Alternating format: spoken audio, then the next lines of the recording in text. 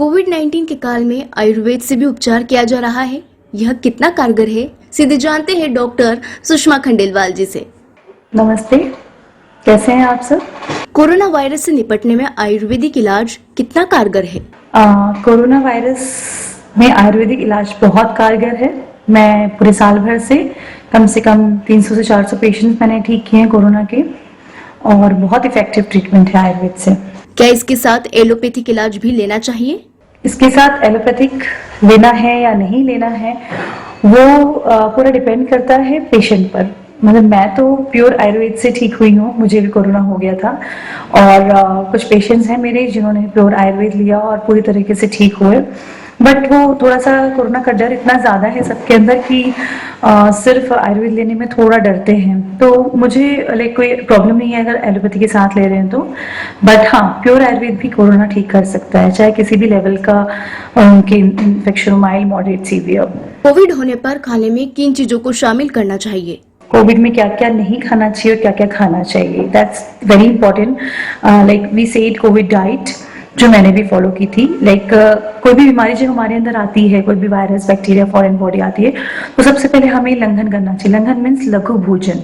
If you can आप अगर diet कर सकते हैं तो 2-3 दिन सिर्फ नॉर्मल पानी और मतलब गर्म पानी और नारियल पानी, वो भी थोड़ा थोड़ा करके पीजिए। और उसके बाद दाल का पानी, उसके बाद पतली खिचड़ी, देन वेजिटेबल खिचड़ी, ऐसे ग्रेजुअली इंक्रीज करिए। उसका रीजन ये है कि जब भी कोई वायरस या बैक्टीरिया कोई भी हमारे अंदर आता है तो हमारा पूरा इम्यून सिस्टम उससे फाइट करने में लग जाता है। लेकिन अगर हमने खाना हैवी डाल दिया या ज्यादा खाना खा लिया तो वो आधी एनर्जी पूरी खाना पचाने में लग जाती है, फिर खाना ठीक से पचता भी नहीं है क्योंकि शरीर में इन्फेक्शन है। तो वो एक आर्म क्रिएट करता है, मीन्स कच्चा फूड जो कफ को बढ़ाता है। और जो कोविड है वो कफ की प्रॉब्लम है, तो इससे कफ बढ़ता है तो कोविड भी बढ़ता है। तो डाइट का बहुत ध्यान रखना चाहिए।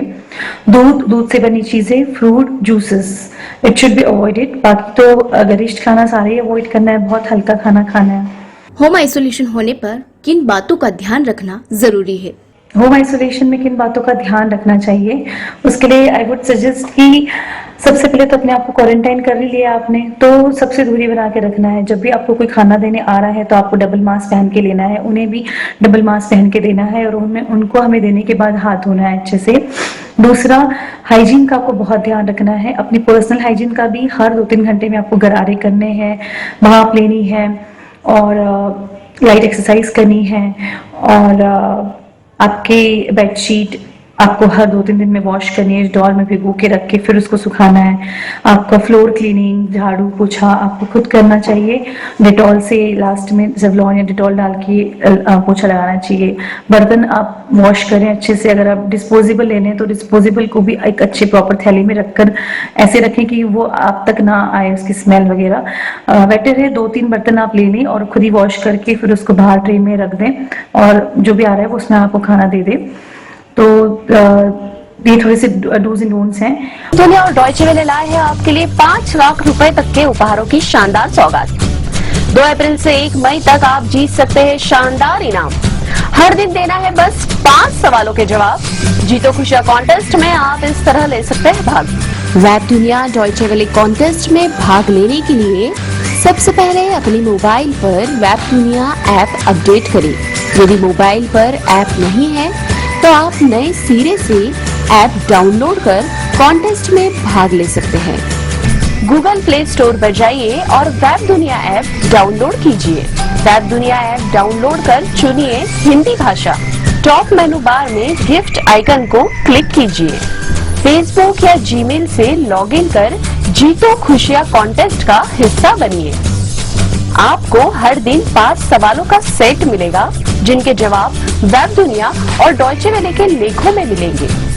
सही जवाब दीजिए, कॉइन्स इकट्ठा कीजिए और आप जीत सकते हैं कई शानदार इनाम। जीतो खुशियां कॉन्टेस्ट देता है आपको शानदार सुनहरा अवसर महीने भर तक। दोस्तों और परिचितों से कॉन्टेस्ट शेयर कर कमाइए कॉइन्स। शेयर करें, खूब खेले, खूब कमाएं। साथ साथ वेब दुनिया डॉयचे वेले पर बॉलीवुड, क्रिकेट, कला, इतिहास और धर्म संबंधी जानकारी भी बढ़ाए। ऐसा मौका फिर कहाँ मिलेगा, हमारे जैसा क्विज कहाँ मिलेगा। सांस की समस्या होने पर क्या करना चाहिए? और सांस की समस्या न हो उसके लिए क्या करना है? आपको लंग की इम्यूनिटी बढ़ानी है, तो उसके लिए हर 2 घंटे में आपको प्राणायाम करना है। 2-3 तरह के प्राणायाम है जो बहुत कारगर है। एक है कुंभक रेचक प्राणायाम, जिसमें हम लेफ्ट से सांस लेते हैं, देन होल्ड करते हैं, देन राइट से छोड़ते हैं, देन होल्ड करते हैं, देन राइट से लेते हैं, फिर होल्ड, फिर लेफ्ट से छोड़ा, फिर होल्ड। तो ये साइकिल 5 से 7 मिनट करनी है। इसमें होल्ड इज वेरी इंपॉर्टेंट। 3 से 12 सेकंड का होल्ड होना चाहिए। इनिशियली आप 3 सेकंड करें, फिर धीरे धीरे बढ़ाते जाएं। और जितना आप होल्ड करेंगे ना, उतना लंग्स में ऑक्सीजन जाएगा, और जितना ऑक्सीजन जाएगा उतना हमारा इन्फेक्शन अंदर नहीं जाने का चांसेस रहता है। मींस अंदर जाके वो हमारे लंग्स को नुकसान पहुंचाए, इसके चांसेस बहुत कम हो जाते हैं जब हम प्राणायाम करते हैं। एक दूसरा प्राणायाम है, एक्सरसाइज है, लाइक कि हाथ ऊपर किया और जंप करना है खड़े होके, ठीक है, और नाक से सांस लेनी है, नाक से छोड़नी है। ये करना है आपको कम से कम 50 बार, और धीरे धीरे जितना आप बढ़ा सकते हैं। तीसरी एक्सरसाइज है, आपने हाथ ऊपर किया, नाक से सांस ली और मुंह से छोड़ना है, हाथ नीचे करते हैं लाइक दिस। तो these 3 exercises are very effective. Light yoga आधे घंटे का, और आधे घंटे की वॉक आपको ये करना चाहिए। कम से कम लेटना चाहिए, ज्यादा से ज्यादा आप बैठें या वॉक करें रूम में। और अगर आपके पास वेंटिलेटेड एरिया है, गैलरी है, छत है, तो आप बिल्कुल वहां आकर वॉक करें। थोड़ी सी सुबह की धूप लें, ये आपकी लंग्स की इम्यूनिटी डेफिनेटली बढ़ाएगा। और साथ में जो भी हमारी मेडिसिन है, लाइक आयुर्वेदिक मेडिसिन है, काढ़ा है, च्यवनप्राश है, और जो भी आपके सिम्टोमेटिक हमें लगता है कि ट्रीटमेंट आपको देना चाहिए आयुर्वेदिक, वो आपको साथ साथ लेना है। क्या कपूर सूंघने से ऑक्सीजन लेवल बढ़ता है? और रही बात कपूर सूंघने की, तो क्या होता है कि व्हाट माय एक्सपीरियंस इज, जहां पर ऑक्सीजन लेवल बाहर कम है, जैसे कि लद्दाख वगैरह का एग्जांपल दे रहे हैं सब लोग कि वहां पे हमने कपूर सूंघा, तो बाहर ऑक्सीजन लेवल कम हो रहा है, तो आपके लंग्स हेल्दी है, तो आप कपूर सूंघ रहे हो, तो वो आपकी डायलेटेशन का काम कर रहा है कपूर।